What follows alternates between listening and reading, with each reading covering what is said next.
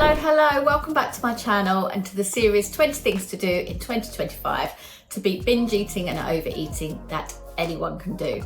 If you're just joining this, don't worry, you can always go back and check out videos 1 and 2 after this one, but for now you are right on time for tip number 3, and this one is going to blow your mind. And by the way, I'm Emily Hall, the binge eating coach, and I help women break free from that exhausting cycle of overeating and binge eating. You're probably going through that right now. I help them break out of that so they can finally find peace, not just with food, but with themselves and with their bodies. But I don't do any of that through restricted dieting or exercise. I help them do that simply by changing how they think, which sounds way too easy, I know. Well, in this video series, I'm going to show you exactly how you can do that. I'm going to show you exactly how to rewire your mind so you can get food freedom, just like all of my clients have done and just like I did. Okay, so now let me ask you a question.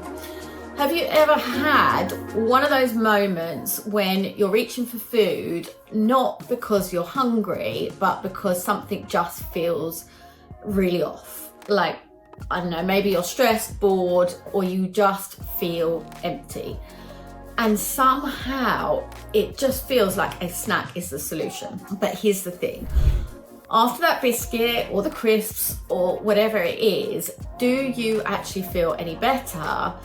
Or do you still have that weird, unsettled feeling, but now you've got a side helping of guilt and shame? I've been there and I know how frustrating it can be. But here's where things get interesting.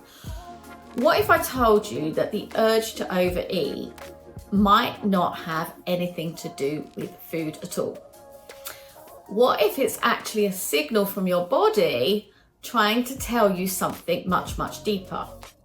And in most people, they don't even realize this, but the key to stopping those out of control eating moments might just be asking yourself one very important question. And that question isn't, should I eat this? Or how many calories is this? It is something way, way, way more powerful. I'm gonna get onto that in a second, but first, let's talk about why this happens. Binge eating often isn't about food at all. Overeating, emotional eating, is often not about food at all. It's about trying to fill a gap. And that gap, it's emotional. There's a need inside you that's not being met, and food feels like the easiest, quickest way to patch that need up. Think about it. When you're stressed, what do you reach for? When you're feeling lonely, what is your go-to? When life feels overwhelming, where do you turn? If food is your answer, then it might be time to get curious about what is really going on beneath the surface. Okay, so back to that all-important question, ready for it? The next time you feel that urge to binge or overeat, just pause and ask yourself this: what am I really feeling right now? Not what do I want to eat, but what emotion is driving this? Am I stressed? Am I lonely? Am I bored? Am I overwhelmed? This one question can unlock so much insight into why you're turning to food. Because here's the truth. Binge eating, overeating, it is often an attempt to meet emotional needs in a physical way. But food cannot fix those feelings. What it can do is distract you for a little while, but that feeling is still going to be there. It's still going to be in you, waiting for you to come back. It's kind of like trying to use a band-aid on an open wound, putting a stick and plaster on an open wound. I mean, it's going to do something, but you're going to bleed out at some point. So what do you do instead? Well, you don't bleed out, right? So, sorry, I'm just going back to that analogy. Forget that bit. What do you do instead with your emotions? You figure out what your emotional needs are and you start meeting them in ways that actually help. And maybe it's that you're craving connection, so you call a friend. Or maybe you're stressed, so you take 5 minutes to just breathe and decompress. The goal is to listen to your emotions and give yourself the care that it is that you really need. And I promise you, it is not from food.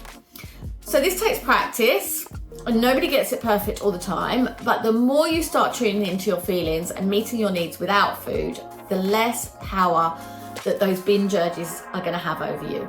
So here's your challenge for today. The next time you feel an urge to binge, I want you to take a moment to pause and just ask yourself that killer question, what am I really feeling right now? Then try to meet that need in a way that doesn't involve food. Maybe it's a walk, journaling, even just taking a minute to breathe. For me, cuddling with Hope, my little doggy, always makes me feel more grounded. Sometimes it's those simple things that make the big differences. And I'd love to hear from you. After watching this video, what's one emotional need you think you might be ignoring? Let me know in the comments and let's keep this conversation going. You're not alone in this, and there are so many people out there suffering from this.